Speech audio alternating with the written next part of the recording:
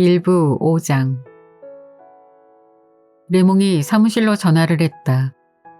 그의 친구가 알제 근처에 있는 작은 별장에서 일요일을 함께 보내자고 초대했다는 것이었다. 나는 정말 그러고 싶지만 여자친구와 약속이 있다고 했다. 그러자 내 말이 끝나기 무섭게 여자친구와 같이 오라고 했다. 레몽 친구의 아내 외에는 모이는 사람들이 전부 남자들이라서 그녀가 아주 좋아할 거라고 했다. 사장은 외부에서 전화가 걸려오는 것을 싫어하기 때문에 레몽과의 통화를 얼른 끝내고 싶었다. 그런데 레몽은 나에게 잠깐 기다리라고 하더니 사실 이 초대에 대해서보다 다른 할 이야기가 있다고 했다. 하루 종일 아랍인 여럿에게 미행을 당했는데 그 무리에 정부의 오빠도 있었다는 것이었다. 혹시 오늘 퇴근길에 집 근처에서 그놈들을 보면 나에게 알려줘. 나는 알았다고 했다. 잠시 후 사장이 나를 불렀다. 혹시 전화 좀 그만하고 열심히 일이나 하라고 말하려는 것일까 싶어서 걱정이 되었다. 그런데 내 예상과는 전혀 다른 이야기였다. 사장은 아직은 확실한 게 전혀 없지만 어떤 계획에 대해 이야기하겠다고 했다. 단지 내 의견을 들어보고 싶다는 것이었다. 파리에 사무소를 내서 현지의 큰 회사들과 직접 거래하려고 하는데 내가 그리로 갈 의향이 있는지 물었다. 파리에서 생활할 수도 있고 연중 얼마 동안은 여행도 다닐 수 있을 거라고 했다. 자네는 젊으니까 그런 생활을 좋아할 거야. 그렇기는 하지만 나로서는 사실상 어느 쪽이든 마찬가지라고 대답했다. 그러자 사장은 삶의 변화를 줄 수 있는데 흥미롭지 않느냐고 물었다. 나는 삶이란 결코 변하지 않는 것이며 어쨌든 모든 삶의 가치는 우열을 가릴 수 있는 게 아니고 이곳에서의 삶에도 전혀 불만이 없다고 답했다. 사장의 표정이 좋지 않았다. 그는 내가 항상 동문서답만 하고 도대체 야심이 없는데 그러면 사업하기가 어렵다고 했다. 나는 일을 하려고 자리로 돌아왔다. 사장의 신경을 거스르고 싶지 않았지만 왜 나의 삶에 변화를 주어야 하는지 이해할 수 없었다. 곰곰이 생각해봐도 나는 불행하지 않았다. 학창시절에는 나도 그런 종류의 야망이 많았다. 하지만 학업을 포기해야 했을 때 그 모든 것이 현실적으로는 중요하지 않다는 것을 아주 빨리 깨달았다. 저녁에 마리가 찾아와 내가 그녀와 결혼을 하고 싶어 하는지 물었다. 나는 아무래도 상관없고 그녀가 원한다면 나도 좋다고 했다. 그러자 마리는 내가 그녀를 사랑하는지 알고 싶다고 했다. 전에도 한번 말했던 것처럼 그건 아무 의미가 없지만 아마도 사랑하지 않는 것 같다고 대답했다. 그러면 왜 나와 결혼하겠다는 거야? 마리가 물었다. 나는 다시금 그건 전혀 중요하지 않고 그녀가 원한다면 결혼을 해도 좋다고 설명해 주었다.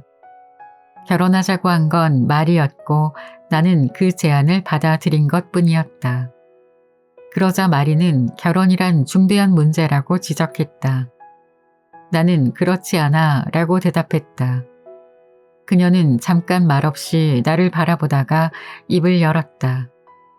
내가 이런 식으로 만난 다른 여자가 이렇게 청혼해도 받아들일지 궁금하다고 했다. 그래서 당연하지 라고 대답했다. 그러자 마리는 자기가 나를 사랑하는지에 대해 생각해 보는 듯 했고 나로서는 그녀의 생각을 알 길이 없었다. 그녀는 잠시 또 말이 없다가 중얼거렸다. 내가 이상한 사람이며 그녀는 그런 이유로 나를 사랑하지만 또 그 때문에 나를 싫어하게 될 날이 올지도 모르겠다고 했다. 나는 할 말이 없어서 잠자코 있었다. 마리는 웃으면서 내 팔짱을 끼더니 나와 결혼하고 싶다고 말했다. 그녀가 원한다면 언제든 바로 결혼하자고 했다. 그리고 사장이 제안했던 이야기를 들려주니 마리는 파리에서 살아보고 싶다고 했다. 내가 파리에서 잠시 살아본 적이 있다고 하니까 그녀는 어땠냐고 물었다. 더러워, 비둘기들이 많고 안뜰은 어두워, 사람들 피부는 허옇지. 그리고 우리는 대로를 따라 시내를 걸었다. 여자들이 아름다웠다. 마리도 이 점이 눈에 띄는지 물으니 그렇다면서 나를 이해할 수 있다고 말했다. 우리는 잠시 말이 없었다. 그래도 마리가 나와 함께 있어 주었으면 싶어서 셀레스틴네 식당에 가서 저녁을 먹겠느냐고 물었다. 마리는 정말 그러고 싶지만 할 일이 있다고 했다.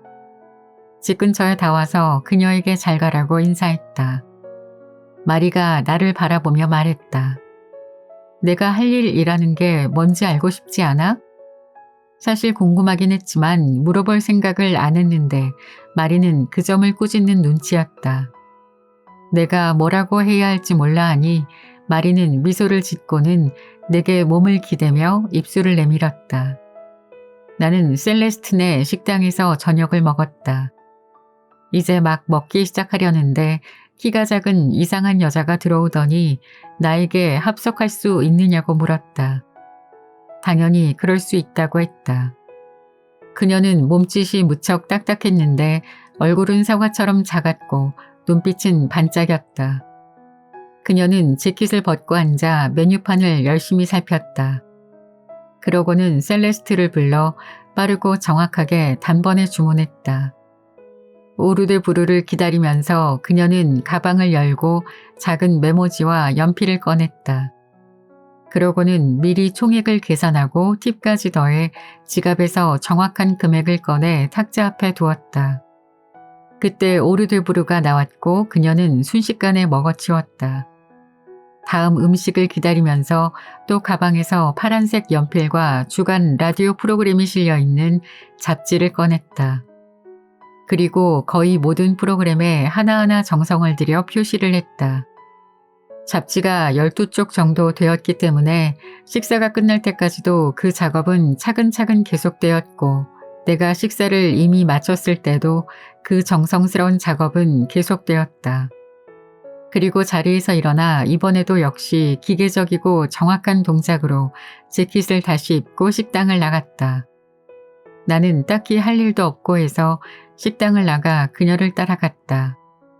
그녀는 믿을 수 없을 정도로 정확하고 빠르게 인도 가장자리를 따라 걸었다.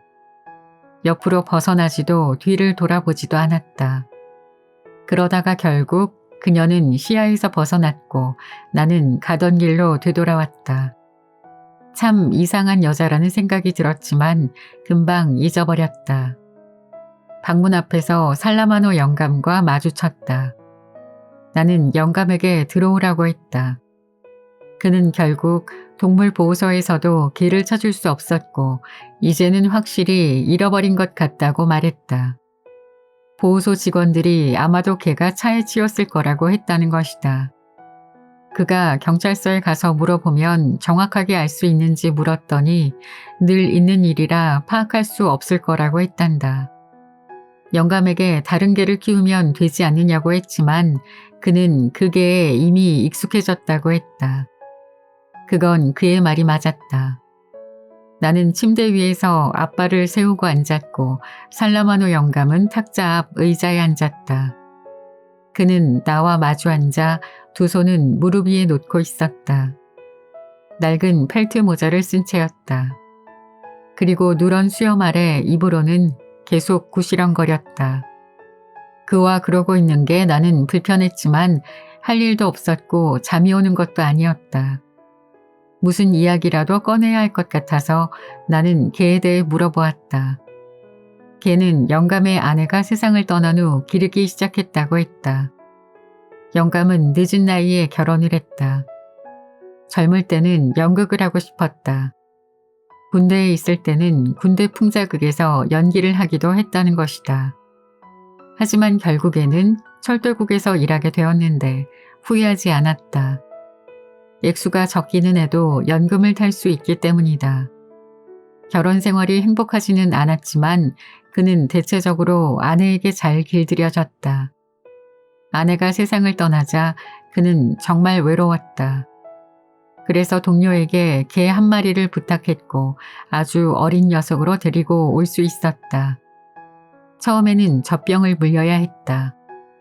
그런데 걔는 사람보다 수명이 짧기 때문에 이제는 같이 늙어가는 신세였다. 녀석 성질이 못됐었어. 가끔 싸우기도 했지만 좋은 놈이었지.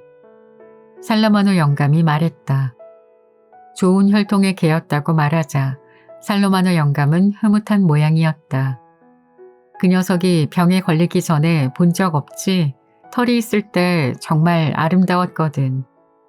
걔가 피부병에 걸리고부터 영감은 저녁이고 아침이고 매일 연고를 발라주었다. 하지만 영감의 말에 따르면 걔의 진짜 병은 노화였고 노화는 치료할 수 있는 게 아니었다. 그 순간 내가 하품을 하자 영감은 이제 가야겠다고 했다. 더 있어도 괜찮으며 걔가 그렇게 되어서 유감스럽다고 했더니 영감은 고맙다면서 엄마가 그 개를 예뻐했다는 말을 해주었다. 엄마 이야기를 할 때 영감은 엄마를 가여운 어머니라고 불렀다. 엄마가 죽고 난 뒤 내가 큰 슬픔에 빠져 있을 거라고 생각하고 있었다고 했지만 나는 아무 대답도 하지 않았다. 그러자 그는 당황한 듯 빠른 말투로 동네에서는 엄마를 요양원에 보낸 나를 나쁘게 생각하지만 그는 내가 어떤 사람인지 알며 내가 엄마를 무척 사랑했다는 것을 알고 있다고 이야기했다. 지금도 왜 그렇게 말했는지 모르겠지만 그런 이유로 사람들이 나를 나쁘게 생각하는 줄 모르고 있었으며 엄마를 보살펴 드리기 위해 필요한 돈이 없으니 당연히 요양원으로 보내드려야 한다고 생각했다고 했다.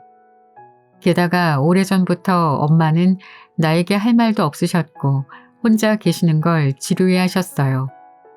그렇지, 요양원에 가면 친구라도 만날 수 있지. 그가 말했다. 그러고는 신뢰가 많았다면서 자러 가겠다고 했다. 이제 그의 삶은 변했는데 앞으로 어떻게 해야 좋을지 모르겠다고 했다. 그와 알고 지내온 이후로 그가 처음으로 내게 슬그머니 손을 내밀었다. 그의 손을 잡으니 거칠거칠한 살결이 느껴졌다. 그는 옅은 미소를 지었고 방문을 나서기 전에 나에게 이렇게 말했다. 오늘 밤에는 개들이 짖지 않았으면 좋겠어. 계속 그 녀석인가 하고 생각이 들어서. 일부 6장. 일요일에 나는 잠에서 깨기가 너무 힘들었다.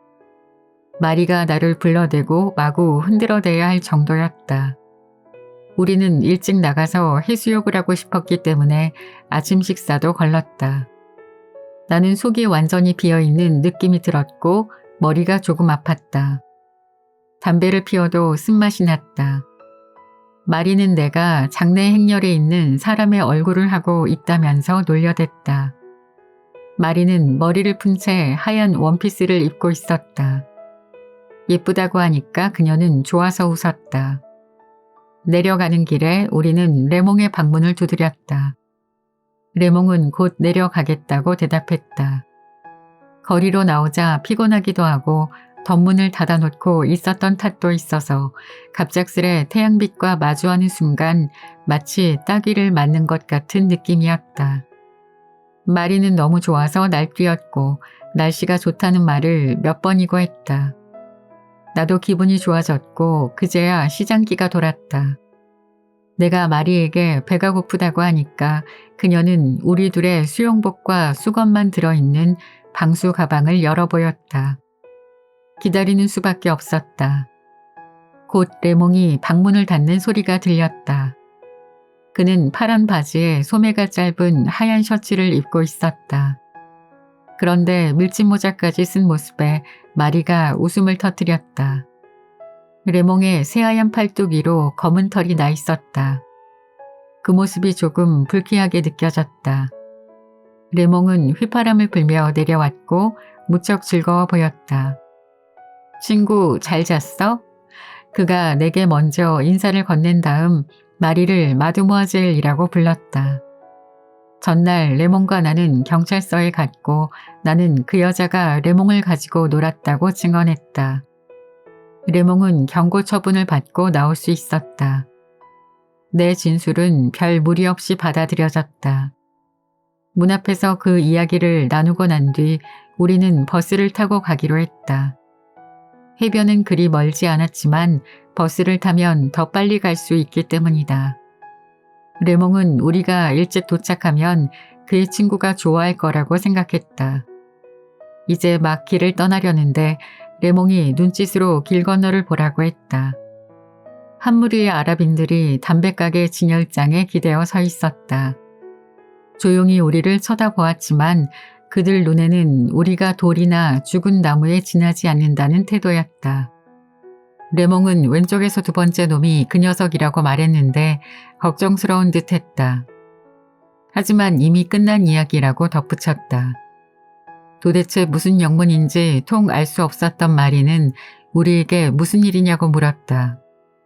그래서 내가 저기 아랍인들이 레몽에게 앙심을 품고 있는 이야기를 해주었다. 마리는 어서 자리를 뜨고 싶어 했다. 레몽은 가슴을 펴고는 서둘러야겠다면서 웃었다. 우리는 조금 떨어져 있는 버스 정류장으로 갔고 레몽은 그 아랍인 무리가 따라오지 않는다고 나에게 알려주었다. 뒤를 돌아보았다. 그들은 계속 그 자리에 서서 우리가 떠나온 곳을 무심하게 쳐다보았다. 우리는 버스에 올랐다. 레몽은 완전히 긴장이 풀려 마리에게 계속 농담을 던졌다. 레몽은 마리를 마음에 들어하는 것 같았지만 마리는 그의 농담에 거의 대꾸하지 않았다. 간혹 웃음만 지으면서 그를 바라볼 뿐이었다. 우리는 알제 교회에서 내렸다. 해변은 버스 정류장에서 멀지 않았다. 하지만 바다를 내려다보며 모래사장 쪽으로 내리뻗어 있는 작은 고원을 가로질러야 했다. 고원은 이미 파란색으로 무르익은 하늘을 배경으로 노란 돌과 새하얀 수선화로 뒤덮여 있었다. 마리는 방수 가방을 힘껏 휘둘러 꽃잎을 떨어뜨리는 장난을 치고 있었다. 우리는 초록색과 하얀색으로 울타리가 젖은 작은 별장들 사이로 걸었다. 어떤 별장들은 베란다까지 타마리스크 나무에 파묻혀 있었고 또 다른 별장들은 돌들 한가운데에 덩그러니 놓여 있었다. 고운 끝에 다다르기도 전에 고요한 바다가 눈앞에 나타나고 저 멀리 맑은 바닷물 속에서 잠들어 있는 커다란 꽃이 보였다. 가벼운 모터 소리가 조용한 공기를 가르고 우리에게까지 들려왔다. 저 멀리 작은 트롤선이 반짝이는 바다 위로 서서히 나아가는 모습이 보였다. 마리는 붓꽃 몇 송이를 꺾었다. 바다로 내려가는 비탈길에서 보니 벌써 해수욕을 하는 사람들이 보였다. 레몽의 친구는 해변 기슭에 있는 자그마한 나무 별장에서 살고 있었다. 별장은 바위를 등진 채 전면 아래쪽을 받치고 있는 기둥들은 물속에 잠겨 있었다. 레몽이 우리를 소개했다.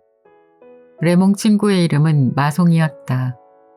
그는 큰 키에 몸집과 어깨가 떡 벌어진 사람이었는데 그의 아내는 파리 말씨를 쓰는 동글동글한 예쁜 여자였다. 마송은 곧바로 우리에게 마음 편히 지내라며 그날 아침에 잡은 물고기로 생선튀김을 만들어 놓았다고 했다. 내가 집이 정말 예쁘다고 말하자 그는 토요일, 일요일 그리고 휴일이면 이곳에 와서 지낸다고 알려주었다. 아내는 그 누구와도 돈독하게 잘 지낸답니다. 마송이 덧붙여 말했다. 때마침 마송의 아내는 마리와 즐겁게 웃고 있었다.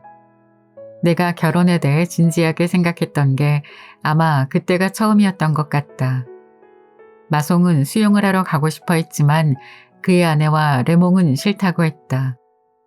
결국 우리 셋이서 바닷가로 내려갔고 마리는 곧바로 물속으로 뛰어들었다. 마송과 나는 잠시 기다렸다.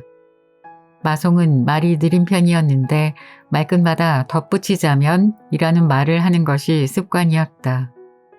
심지어 이 말을 보탤 이유가 전혀 없을 때도 그러했다. 마리에 대해서 말할 때도 근사한 분이시네요. 덧붙이자면 매력도 있으시고요. 라고 말했다. 나는 기분 좋게 내리쬐는 햇볕을 만끽하느라 더 이상 그의 말버릇에 신경 쓰지 않았다. 발 아래로 모래가 뜨거워지기 시작했다. 나는 물에 들어가고 싶은 마음을 조금 더 참아보려다가 결국 마송에게 들어갈까요? 라고 말하고는 물로 뛰어들었다. 마송은 천천히 들어가더니 발이 닿지 않을 때가 되어서야 몸을 던졌다. 그는 개구리 헤엄을 쳤고 매우 서툴기도 해서 나는 그를 남겨두고 마리에게 갔다. 물이 차가웠고 헤엄을 치니 기분이 좋았다. 마리와 나는 멀리까지 헤엄쳐갔고 우리는 같이 움직이면서 함께 만족감을 느꼈다. 우리는 먼 바다로 나가 몸을 물에 띄었다. 하늘을 향해 있는 내 얼굴 위를 비추는 태양빛이 입술로 흘러드는 물기를 말려주었다. 마송이 햇볕을 쬐려고 해변으로 나가 눕는 게 보였다. 멀리서 보아도 그는 덩치가 컸다. 마리는 함께 헤엄치고 싶어 했다. 나는 마리 뒤로 가서 그녀의 허리를 잡았고 발장구를 치며 그녀가 팔을 휘저 앞으로 나갈 수 있도록 도왔다. 고요한 아침에 작게 찰랑거리는 물소리가 계속되었고 나는 지쳐버렸다. 그래서 마리를 내버려 둔 채 능숙한 호흡과 일정한 동작으로 헤엄치며 돌아왔다. 바닷가로 나와 마송 옆에 엎드리고 모래 속에 얼굴을 묻었다. 내가 참 좋네요 라고 하자 그도 그렇다고 했다. 잠시 후 마리도 물에서 나왔다. 고개를 돌려 마리가 걸어오는 것을 바라보았다. 몸이 소금물에 젖어 끈적거려 보였고 머리카락은 뒤로 늘어뜨리고 있었다. 마리는 나와 나란히 누웠는데 그녀의 체온과 태양의 열기 때문에 까무룩 잠이 들었다. 마리가 나를 흔들어 깨웠다.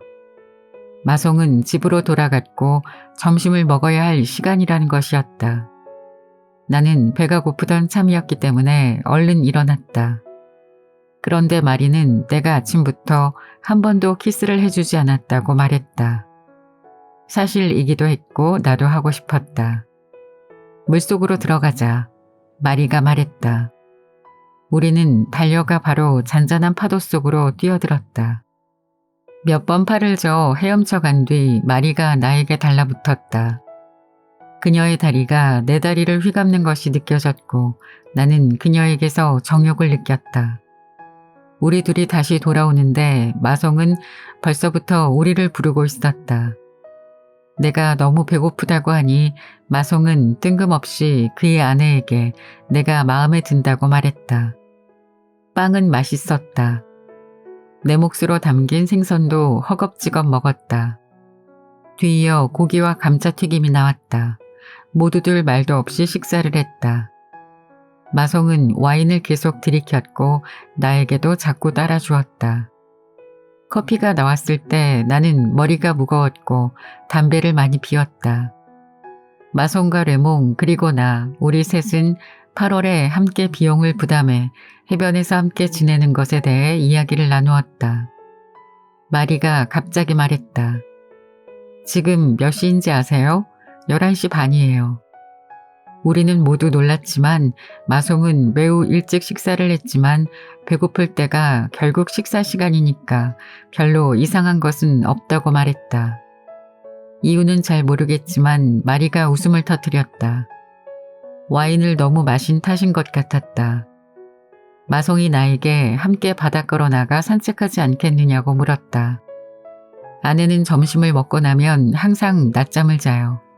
저는 그게 싫더라고요. 나는 걸어야 해요. 아내에게 건강에는 걷는 게 좋다고 늘 이야기하죠. 그래도 결국에는 자기가 선택하는 거니까요. 마리는 마송의 아내가 설거지하는 것을 돕겠다며 산책을 가지 않겠다고 했다. 그러자 마송의 아내는 설거지를 하려면 남자들은 밖으로 나가주어야 한다고 말했다. 우리 남자 셋은 해변으로 내려갔다. 햇볕이 거의 수직으로 모래사장 위로 내리쬐고 있었고 바다 위로 반사된 빛은 너무 강렬해서 견딜 수 없을 정도였다. 바닷가에는 아무도 없었다. 고온의 가장자리를 두르며 바다를 내려다보고 있는 작은 별장들에서 접시와 식기들이 달그락거리는 소리가 들려왔다. 땅에 깔려있는 돌들에게서 느껴지는 열기가 너무 뜨거워서 숨을 쉬기조차 힘들었다. 레몬과 마송은 내가 모르는 일과 사람들에 대해 이야기했다. 그 둘은 알고 지내온 지가 오래되었고 한때는 같이 산 적도 있었다는 사실을 알게 되었다. 우리는 바다 쪽으로 가 물을 따라 걸었다. 잔잔한 파도가 가끔은 길게 밀려들어와 신발의 천을 적셨다.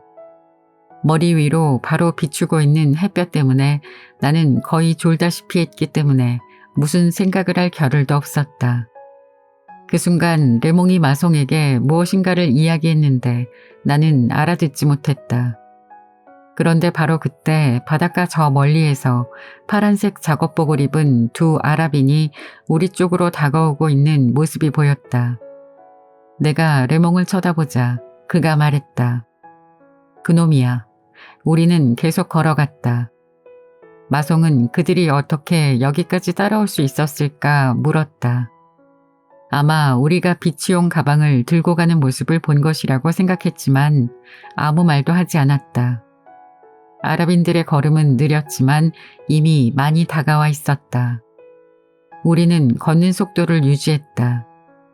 레몽이 말했다. 만약 싸움을 하게 되면 마송 네가 두 번째 놈을 맡아. 저놈은 내가 맡을 테니. 혹시 또 다른 놈이 나타나면 메루소 네가 맡고. 나는 알았어 라고 대답했다. 마송은 두 손을 주머니에 넣었다. 뜨겁게 달아오른 모래가 이제는 빨갛게 보이는 것 같았다. 우리는 일정한 보폭으로 걸으며 아랍인들에게 다가갔다. 우리와 그들 사이의 거리는 꾸준히 좁혀졌다. 몇 걸음 남지 않았을 때 아랍인들이 멈춰섰다. 마송과 나는 걸음을 늦추었다. 레몽은 바로 그가 맞겠다던 놈을 향해 다가갔다. 그리고 무슨 말인지 제대로 듣지는 못했지만 그 아랍인이 머리를 들이박는 신용을 했다. 그러자 레몽이 먼저 한 대 치더니 마송을 불렀다. 마송은 담당하기로 했던 놈에게로 가 있는 힘껏 두 대를 후려쳤다. 그 아랍인은 물속에 얼굴을 처박으며 나자빠져 버렸다. 그는 얼마 동안 계속 그대로 있었는데 머리 주위로 물거품이 올라오다가 사라졌다. 그런데 그새 또 레몽이 한 대 더 때렸고 아랍인의 얼굴은 피투성이가 되었다. 레몽이 나를 돌아보며 말했다. 이놈 꼴이 어떤지 한번 봐봐. 순간 내가 소리쳤다. 조심해, 칼이 있어. 하지만 레몽은 이미 팔이 찔리고 입도 찢기고 말았다. 마송이 펄쩍 뛰며 앞으로 다가갔다. 그러나 다른 놈이 일어나 칼을 가지고 있는 놈 뒤로 섰다. 우리는 차마 움직일 엄두를 내지 못했다. 그들은 우리를 계속 주시하면서 위협적으로 칼을 휘두르는 동시에 천천히 뒷걸음질 쳤다. 그리고 꽤 거리가 벌어졌을 때쯤 불이 나게 도망가 버렸다. 그러는 동안 우리는 뜨거운 태양 아래에서 꼼짝도 하지 못한 채 서 있었고 레몽은 피가 뚝뚝 떨어지는 팔을 움켜쥐고 있었다. 아랍인들이 사라지자마자 마송은 고원 별장들 중 한 곳에 일요일마다 와서 쉬는 의사가 있다고 했다. 레몽은 어서 그곳으로 가보자고 했다. 그런데 레몽이 말을 할 때마다 상처에서 피가 흘러나와 거품이 일었다. 우리는 레몽을 부축해 서둘러 별장으로 돌아왔다. 레몽은 상처가 그리 심각하지 않으니 의사 별장까지 걸어갈 수 있다고 했다. 레몽은 마송과 별장을 나섰고 나는 조금 전에 있었던 일에 대해 여자들에게 설명해 주었다. 마송의 아내는 울었고 마리는 새하얗게 질려버렸다. 나는 길게 이야기하는 것도 지겹고 해서 결국 그만두고 바다를 바라보며 담배를 피웠다. 1시 반쯤 레몽과 마송이 돌아왔다. 레몽의 팔에는 붕대가 감겨 있었고 입에는 반창고가 붙어 있었다. 의사는 괜찮을 거라고 했다는데 레몽의 안색은 무척 어두웠다. 마송이 레몽을 웃기려고 해보았지만 그는 여전히 말이 없었다. 레몽이 해변으로 내려간다고 해서 어디로 가느냐고 물었다. 그는 바람을 쐬고 싶다고 했다. 마송과 내가 따라가겠다고 하자 그가 화를 내며 우리에게 욕을 했다. 마송은 레몽을 더 이상 건드리면 안 된다고 했다. 그럼에도 나는 레몽을 따라갔다. 우리는 오랫동안 바닷가를 걸었다. 태양은 마치 우리를 짓누르듯 내리쬐고 있었다. 햇빛이 모래와 바다 위로 부서지고 있었다. 레몽이 자기가 어디로 가고 있는지 알고 있는 줄 알았는데 아마도 잘못된 생각이었던 것 같다. 해변 끝에 이르자 우리는 바위 뒤에서 모래사장으로 흐르는 작은 샘에 다다랐다. 거기에서 우리는 아까 그 아랍인 둘과 마주쳤다. 그들은 기름이 묻은 작업복을 입은 채 누워 있었다. 그들은 정말 평온해 보였고 심지어 기분이 좋아 보이기까지 했다. 우리의 등장에도 전혀 동요하지 않았다. 레몽을 찔렀던 놈이 말없이 레몽을 쳐다보았다. 다른 놈은 작은 갈대로 피리를 불고 있었는데 우리를 곁눈질하면서 그 피리로 낼 수 있는 3가지 음을 계속 불어댔다. 그러는 동안 그곳에는 샘물이 흐르는 소리와 새음개 피리 소리, 그리고 햇빛과 침묵 외에는 아무것도 없었다. 그런데 갑자기 레몽이 주머니에 손을 넣어 권총을 잡았다. 상대는 꼼짝도 하지 않은 채 서로를 쳐다보고 있었다. 피리를 부는 놈의 발가락들이 죄다 벌어져 있는 게 보였다. 그런데 레몽이 상대에게 눈길을 거두지 않고서 나에게 물었다. 죽여버릴까?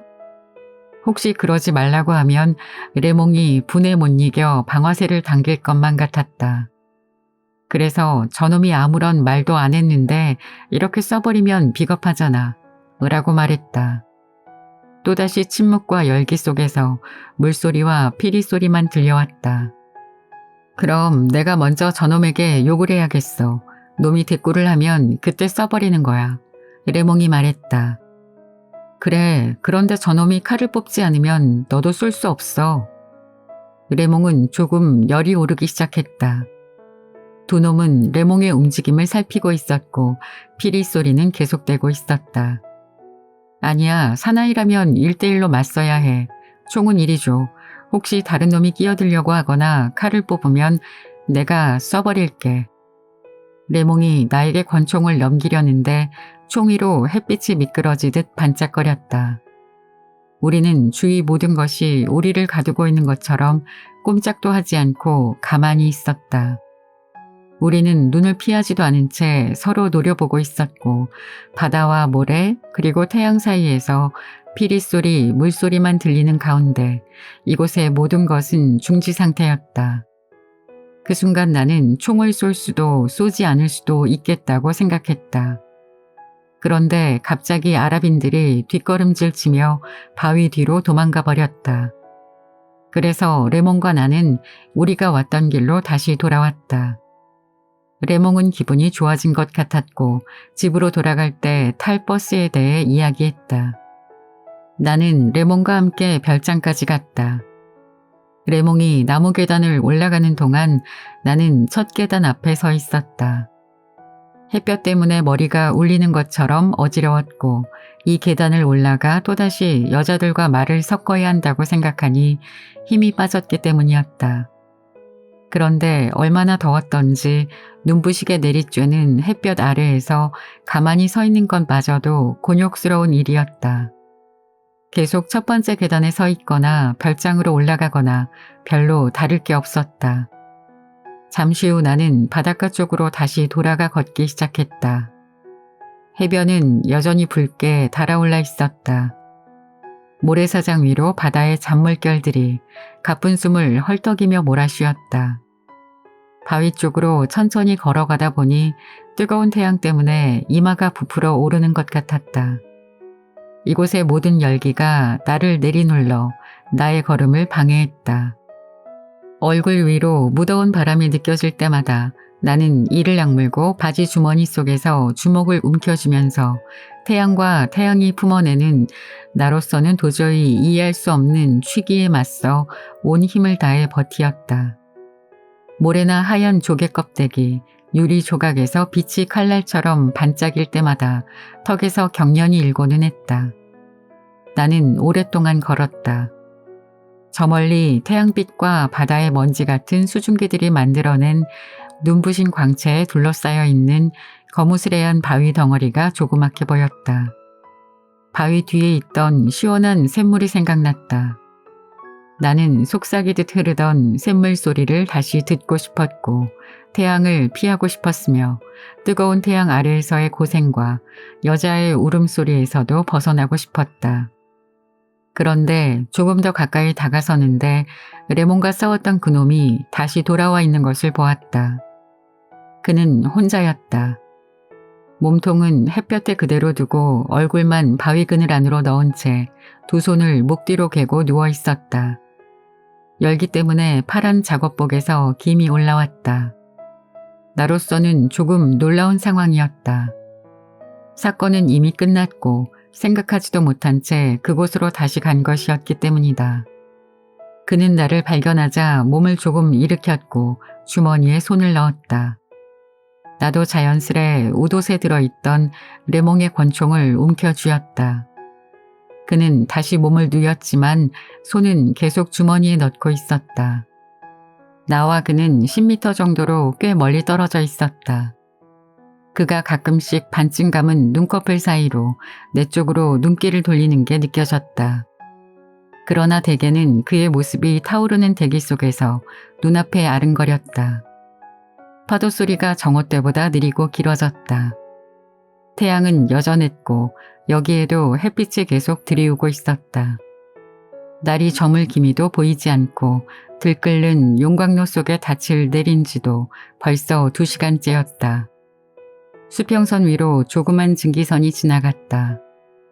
나는 계속 아라빈을 주시하고 있었는데 눈 가장자리로 보이는 검은 얼룩이 증기선이라는 것을 짐작으로 알 수 있었다. 내가 뒤로 돌기만 하면 그것으로 끝날 수 있었을 것이다. 하지만 햇볕에 요동치는 해변 전체가 내 뒤에서 밀려들고 있었다. 나는 샘 쪽으로 몇 걸음을 뗐다. 아라비는 움직이지 않았다. 그래도 그와의 거리는 아직도 꽤 멀었다. 그의 얼굴 위로 드리워진 그늘 때문인지 그는 웃고 있는 것처럼 보였다. 나는 기다렸다.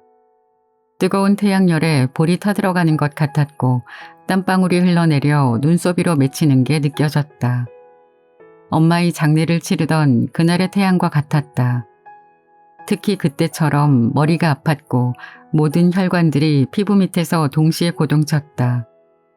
햇볕이 너무 뜨거워서 결국 참지 못하고 앞으로 한 걸음 나갔다.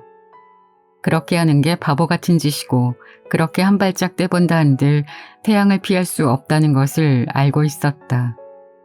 하지만 나는 한 발을, 딱 한 걸음을 뗐다. 그런데 이번에는 아라빈이 몸을 일으키지도 않은 채 칼을 꺼내 태양에 비추더니 나를 겨누었다. 빛이 칼날 위로 반사되자 마치 기다란 날이 번쩍이며 내 이마를 찌르는 것 같았다. 그 순간 눈썹에 고여있던 땀이 한꺼번에 눈꺼풀 위로 흘러내렸고 내 눈은 미지근하고 두툼한 막으로 뒤덮이고 말았다. 눈물과 소금의 장막 때문에 앞이 보이지 않았다. 이제는 이마 위로 울려대는 태양의 심벌주 소리와 내 맞은편에서 칼이 분출하고 있는 반짝임만 희미하게 느낄 뿐이었다. 그 불타는 검이 나의 속눈썹을 물어뜯었고 고통스러운 눈을 후벼 팠다. 바로 그때 모든 것이 비틀거렸다. 바다는 짙고 뜨거운 바람을 몰고 왔다. 하늘이 활짝 열리고 불이 비오듯 쏟아지는 것 같았다. 내 몸 전체가 긴장했고 나는 권총을 움켜잡았다. 방아쇠가 당겨졌다. 나는 권총 손잡이에 반들반들한 배를 만졌다. 단호하고 귀를 멍하게 하는 소음으로부터 모든 것이 시작되었다. 나는 땀과 태양을 털어내었다. 한낮의 균형과 행복을 느꼈던 해변의 이례적인 침묵을 내가 깨뜨렸다는 것을 깨달았다. 그때 나는 움직임이 없는 몸뚱이 위로 내 방을 다시 쏘았다. 총탄은 깊이 박혀 보이지도 않았다. 이것은 마치 불행의 문을 두드리는 4번의 짤막한 노크 소리와도 같았다.